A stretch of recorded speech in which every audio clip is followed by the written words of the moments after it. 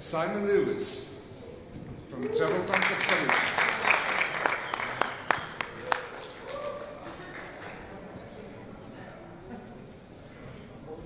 Hi Simon, whatever you want. And finally, Stephanie B. Travel, right?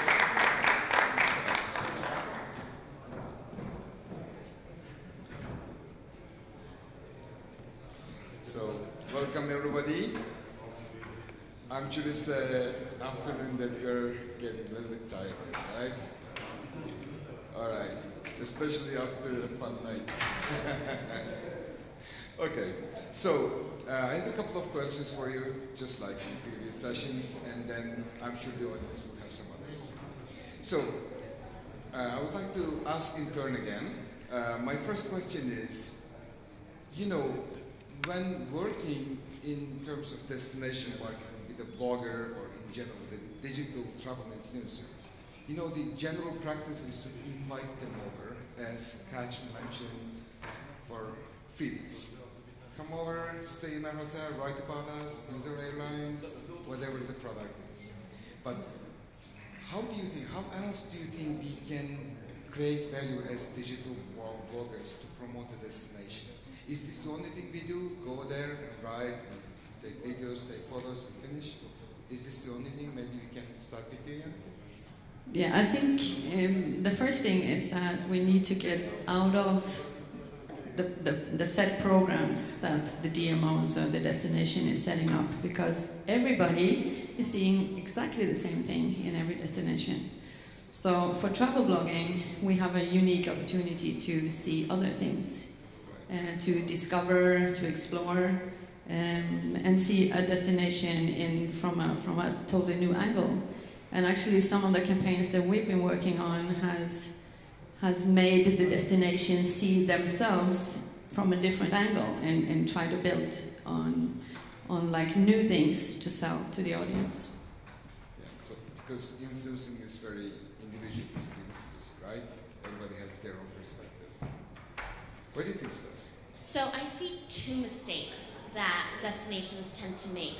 The first one is that they don't make their channels subscribable, right? So people follow us because they like our content, they like our voice, they like our videos, they like our photos. If your content doesn't look like our content, people can hear about what we're doing, we can promote you, they're gonna go look at your stuff, and then they're gonna leave, and they're not gonna become owned media, right? So when you hire us to actually create content for your platforms, you're gonna get a higher return on your investment. So that's the first thing. The second thing that I see people make a big mistake with is not understanding what influencer really means, so then they don't have set goals and they don't integrate it into the rest of their marketing. So for example, if first of all, I am a business, right? So the same way that I'm building my business and I'm marketing my content and my brand should be the way that you're doing it. If I wanted to clean up on driving traffic to my website, who would I hire as a consultant? Two travel monkeys, right? Because they are experts at that. Now they're not just a blogger, they're a blogger that is driving traffic to a website, so I could actually work with them as consultants, not just as promoters. If I wanted to have a commercial, why would I hire random talent that nobody has heard of to be a model to promote something if I could hire Alyssa, where now I'm actually utilizing her as more than just to promote? If I wanted to book, photography for my billboards or for my magazines, I could hire Connor as a photographer, not just to promote on his Instagram, but now take that content and utilize it against my other marketing platforms. So if you think of influencers as talent, as content producers, and as strategists both in numbers and in creativity, then you can bring them into your marketing plans and actually optimize your plans, and that flight that you booked them for and that hotel that you spent, to bring them together. Now you're getting more than sponsorship and press. You're actually bringing them into your platform to build your marketing beyond just the shout outs. Simon, what was the question? You're also a marketing person, right? Sorry to cut. So we've been working with DMOs and bloggers for 6 years, okay? And the traditional way of DMO hosting media is to send them on a fam trip, okay? And we know for a fact that a lot of government DMOs don't have budget for blogger projects because it comes under the banner of press. So they have to send bloggers on these trips. Luckily now it's changing, okay, and more DMOs and more people are actually sort of being, okay, we need to treat bloggers differently.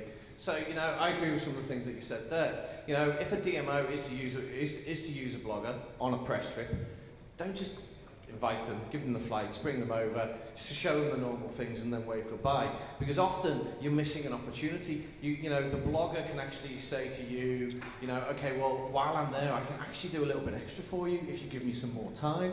You know, it's a responsibility of the blogger as well to say to the DMO, wow, this is a great itinerary you've sent me, this is a great offer, but if you could just give me 2 more days longer, I can do something else, and I can produce the content there and then, on site, because that's another thing that happens with DMOs, that the bloggers actually go away and they produce the blog content 3 months later, and the digital storytelling's ended, the momentum of the content is ended, and you know, the project's over. And another thing I think how DMOs can work with bloggers as well, is bloggers need to be more creative. Sending a proposal saying, this is what I'll do if you send me a press trip, DMOs get them all the time and they get bored of them, we know this. So bloggers need to be more creative, give the DMO some ideas, and DMOs can actually also support the bloggers by sharing their content. How many blog trips have you been on where the DMO hasn't retweeted you once or shared any of your content or interacted with you? And that is a huge opportunity. And then at a post-trip, you know, there can be a DMO can use some of the content from the bloggers. They can do interviews with the bloggers on video, on text, say, what did you think of the destination? That can live on their platform. There's many ways. There's just got to be, DMOs just need to be a little bit more creative and, you know, get their inspiration from the bloggers sometimes as well. Right. And we have a similar experience. In most of our fam trips, what we observe is everything is designed for press. In the pace they want to make over to a fam trip versus a photographer or a journalist, you need to give them more time and space to do multiple things. When a blogger goes there, or any kind of digital influencer, what they do is they do live, they do some recordings and then write about it, ask about it. They spend probably more time than any other convention. It's the old model. The old model of a press trip is invite this person to our destination, make sure they have a fantastic time, and keep our fingers crossed that they're going to write a nice article about us when they go home. That's the model.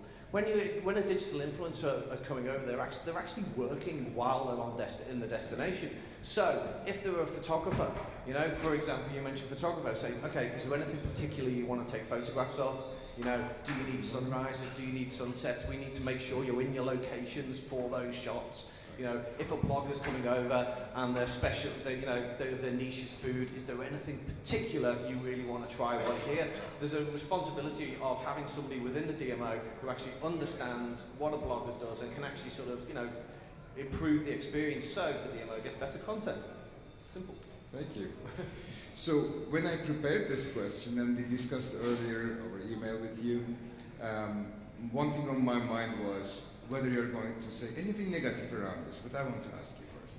So, you know, there is this digital influencer, digital traveler influencer boom. In the last few years, we see hundreds, thousands of travel bloggers, etc. right? But still, as the Nielsen data showed yesterday in the tourism and media session, still there is a very small percentage of overall general digital marketing, even digital marketing money spent through digital influencers. So what do you think? Is this going to change? Is the destination marketing via bloggers, is this a hype or is it the next big thing? What's your perspective?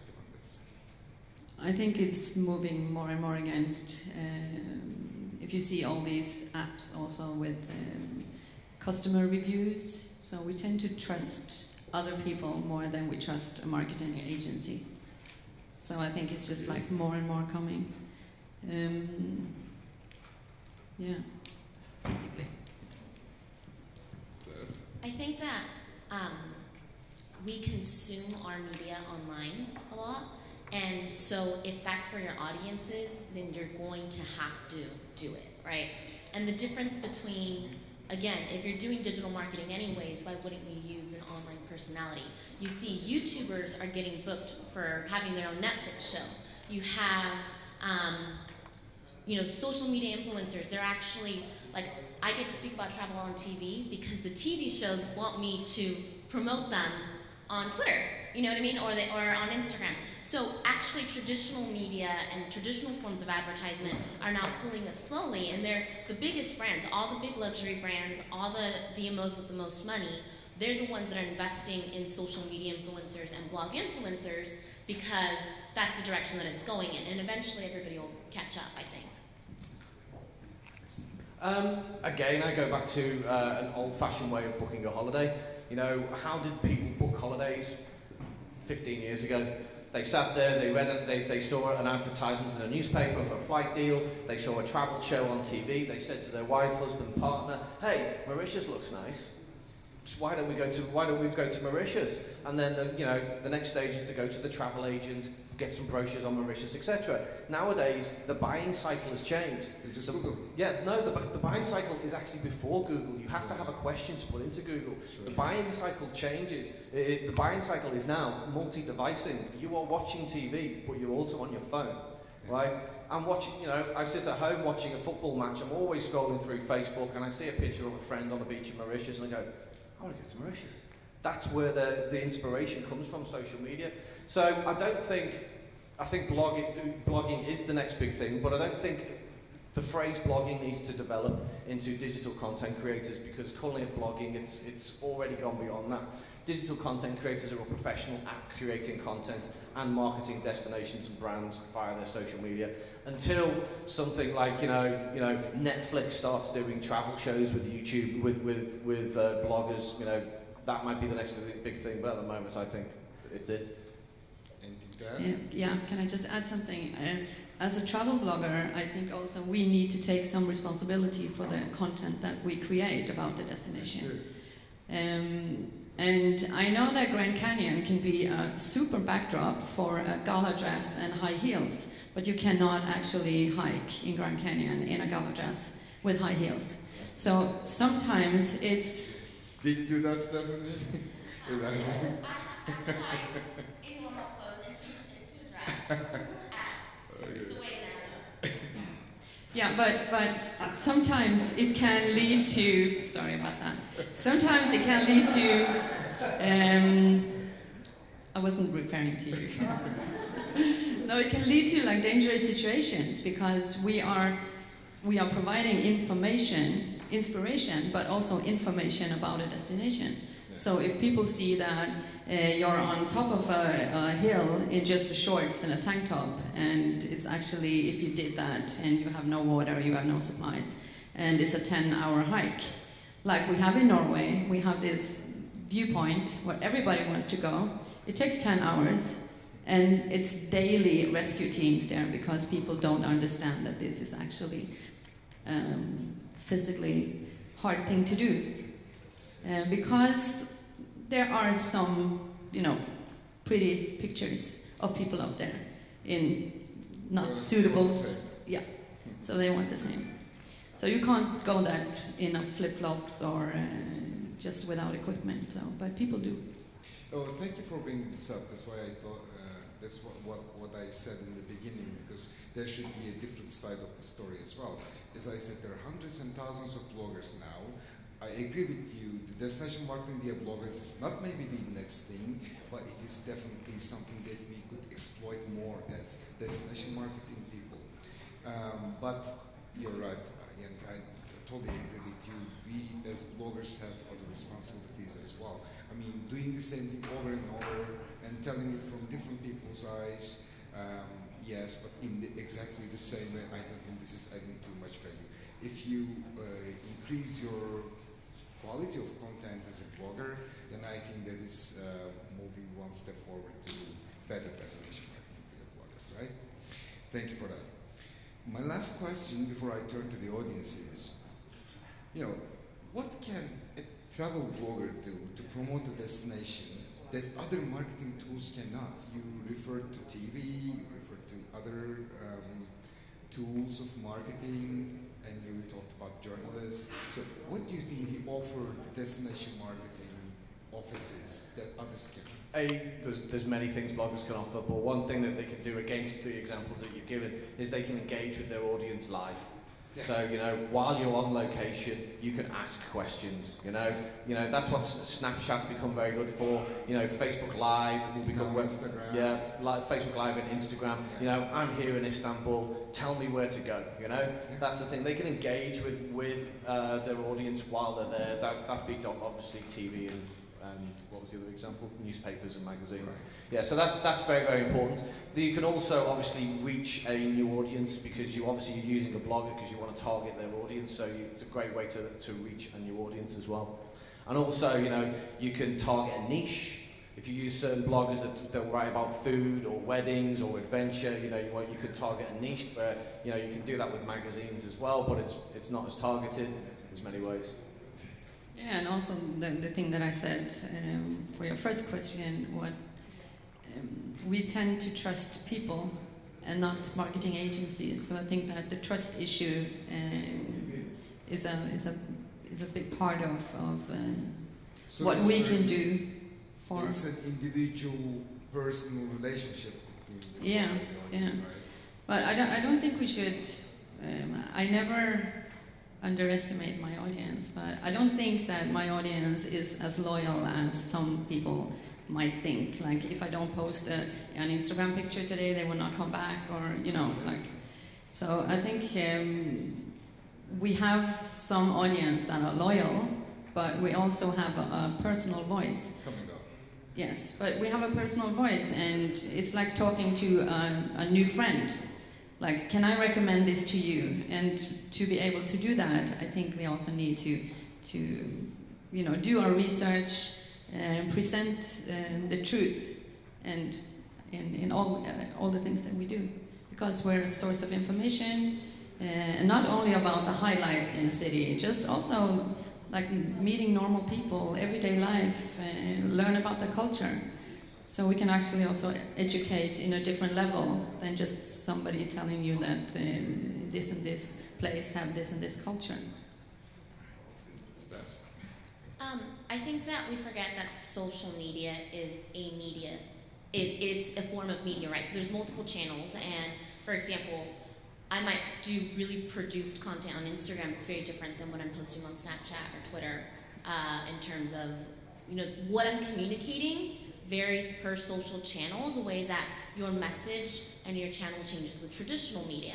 So you're not going to have the same type of commercial in television. It's not going to have the same type of voice and creative direction and work and conversation than you would have in, say, a 3-page spread in a magazine, right? You would have a different conversation there. So what bloggers can do is have a different conversation for a different audience through different channels that you're not going to be able to get in other forms of media.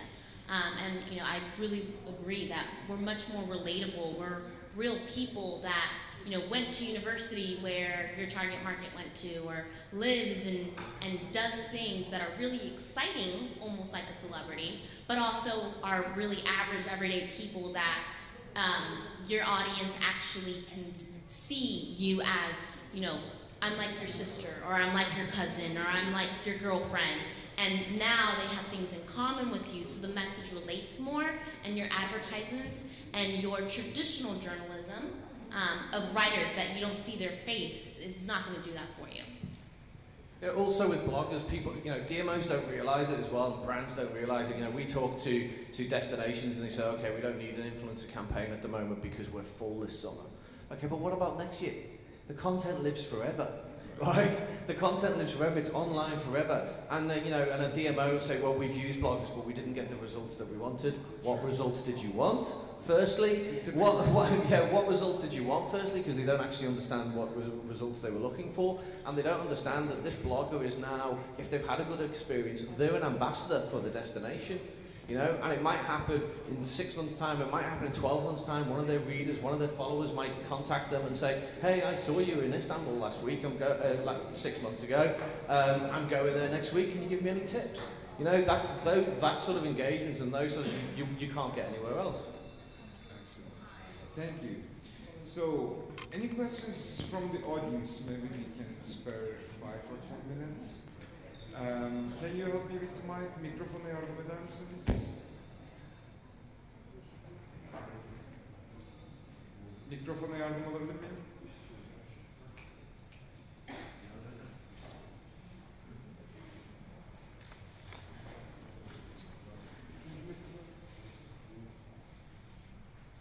Matt, I saw you raise your hand first.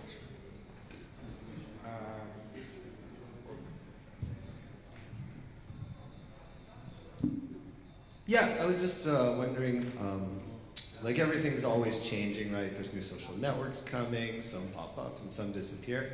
I was just kind of wondering what you guys think is going to be the next big groundswell of change in social marketing online for influencers.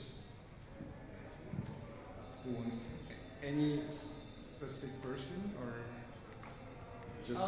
No, just for everybody.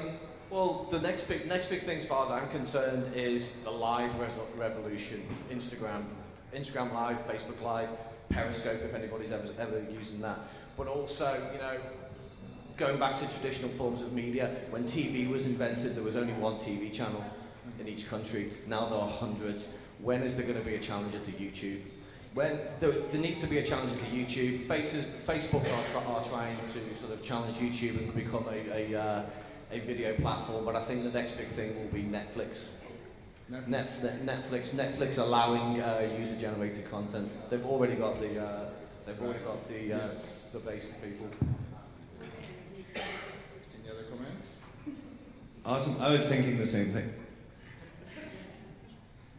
I think a lot of people are experimenting with VR right now. So I know that some of the tech companies in LA and in New York are really getting into that for entertainment. And I feel like by nature, travel has a lot of potential for that too. You know, we are kind of in the same boat that you guys are, and that we kind of have to run with whatever happens. And if people are using it, we have to learn to create for it. So we're also trying to stay ahead. But VR has a lot of potential. You can also see that 360 video are really popular right now. But I don't think that a company's website or a destination's website should be based only on video, and neither the marketing, because just trying to get through a web page to understand the company and you have to watch all these videos is kind of tiring, and it takes up a lot of time. And so it's easier to just like scroll through pictures, and then you can have some really good videos. But I've been on some destination sites that has only video, and it's really tiring. So. Photography will never die because people cannot actually watch.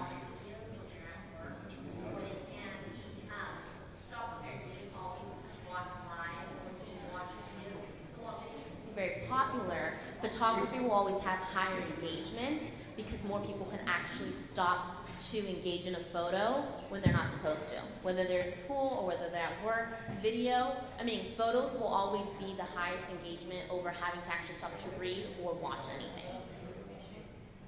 Any other questions from the audience?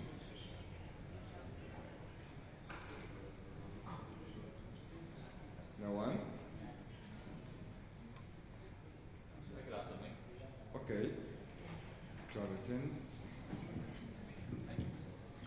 I was really interested in what Simon said about working with brands and managing to build in the work time and workspace into the trip. I know we talked about that yesterday as well.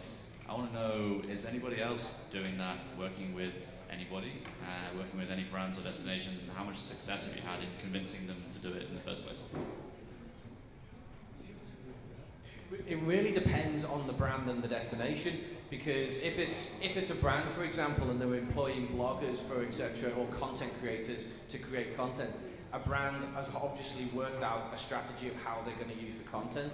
So they will have, they prefer to have sort of, the content delivered there and then. We did a project a few months ago in South Africa where we did a 7-day road trip in South Africa, and on the 10th day we delivered the video and the blog post because that's what the client wanted. So some clients want it if it's part of a content strategy, but like I said before, when you're talking with destination marketing companies, they sometimes don't actually have a strategy to use the content. So for them, it's not that important. They're just sort of like ticking the box and saying, okay, we've had some media here, and thank you very much. So it really depends. And some projects that I've been to is also quite, time sensitive. So we did a campaign with German Christmas markets, and the time sensitivity there is that, okay, if you want to, I cannot write about that in 2 months. So you have to write there and then. So you have to be active on social media, and then you have to write like the minute you have the chance, because they want to promote this now.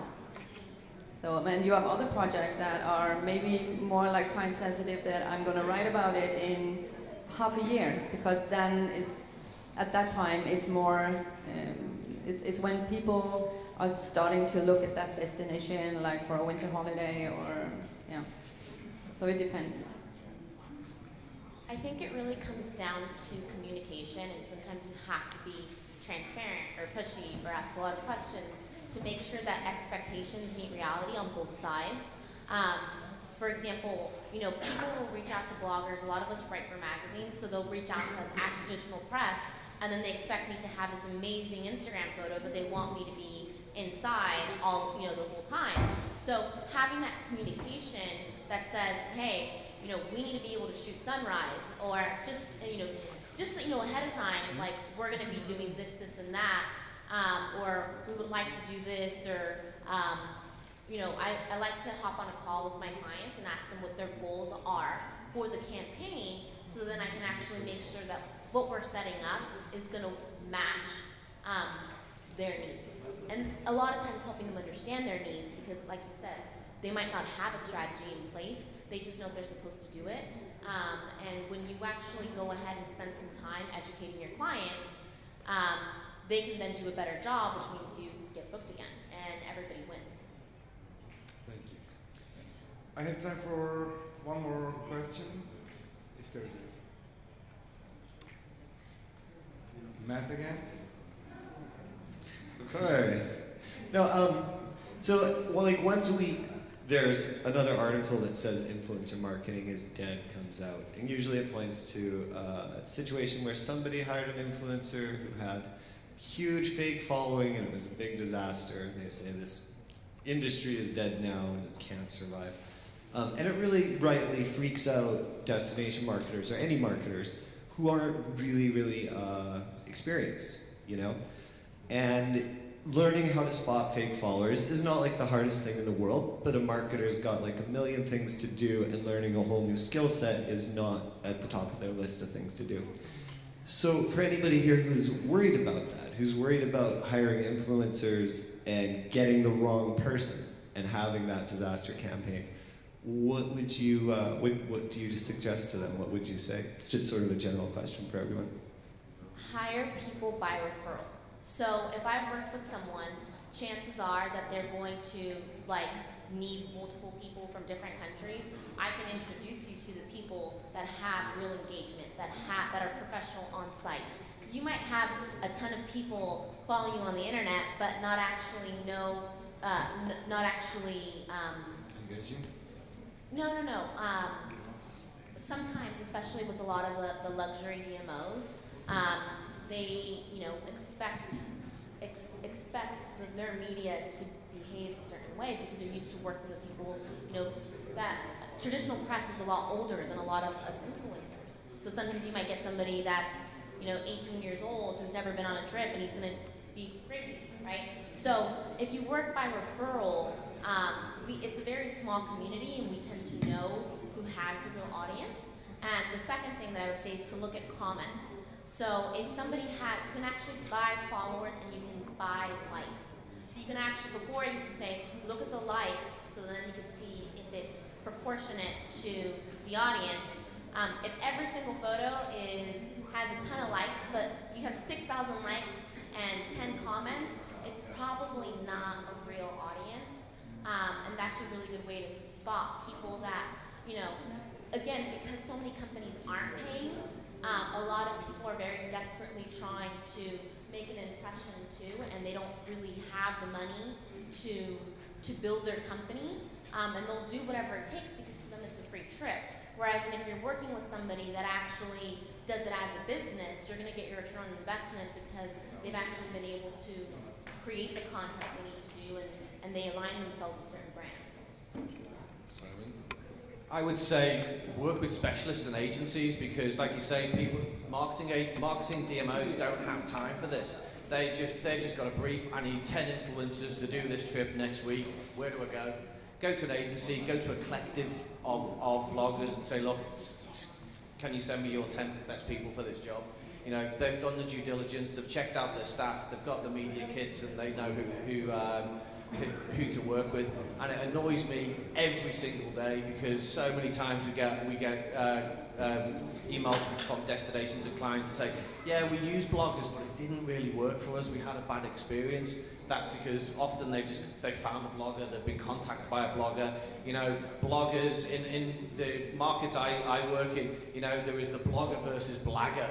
You know, the English slang word, you know, blogger versus blagger, which one are they? You know, and that was the case. Anybody could call themselves a blogger. And that's why, you know, it's like, oh, I'm a blogger now. What does that even mean? But that was a few years ago, and now it's actually developed into professional people who are making money out of it from their professional blogs and also creating really, really good content. So I think it's important to know who those people are. If you don't have time, go for an agency to find them. I want to add to that comment, Simon, because I think you and I are doing a similar job, and I would like to repeat what you're saying and say, I think the digital marketing agencies, not only the marketing agencies, but even the digital marketing agencies are evolving right now. Some of them are used to working with bloggers, some of them still are not. I mean, inviting a blogger to a fan trip is not a marketing agency definition. So some of them have more experience, and the whole industry is learning how to make the most out of it. And there are bad experiences, of course, because a lot of it is still experimental for many marketing, let me say, traditions. So yeah, I would say exactly the same thing. The marketing agencies that have expertise in this, I think that's the key to that. You still today, you contact DMOs, not brands because they're often very good at it, but you contact DMOs and they say, who looks after your social media and your content and your blogger outreach and things like that? And they say, our website company does. Right. What do website companies know about marketing and influencers? But they see it as one thing, as digital. It's on a computer, so it's the same thing. I'm pretty sure there will be more and more companies who specializes only in content marketing via influencers, and that will be bringing the world that we want to be living in. Yeah, and one important step is to get the budget out of the PR department and over to the marketing department, because a lot of bloggers get contacted by PR companies, which don't have the same budget, because it's PR, it's press, and they don't pay press. So. In terms of that whole debate of press versus marketing for blogging, if you send me on a press trip as a writer, you can't ask me to use a hashtag, right? You can't tell me what to write about. I could have a horrible time and write about it in Huffington Post that I had a horrible time. And that is the difference between marketing and advertising and having goals and having metrics and having a partnership where you're having a conversation about the good things and what you want to really promote, versus a press trip where a press is, hey, this is what happened and this is what I feel like telling to my audience. And I mean, everybody's different, and I think that it's really evolving, and it depends on what you do with your business. So, you know, I might take an unpaid press trip if it's going to meet certain goals or something that I'm really passionate about, or I might send somebody on my team because they don't get to travel as often as I do. However, I, at that point, reserve the liberty to actually post as much as I do and don't want to based on my experiences, because that's what you're asking me to do as press. So if you move the budget for your digital marketing into your marketing and advertising, and again, treat influencers or bloggers as, is it talent, is it in front of the camera, behind the camera, or writing, it's very different than hoping that maybe somebody writes something nice as you would with a traditional magazine. Thank you. I think we're already over our time. Thank you very much, Jannike, Steph, and Simon.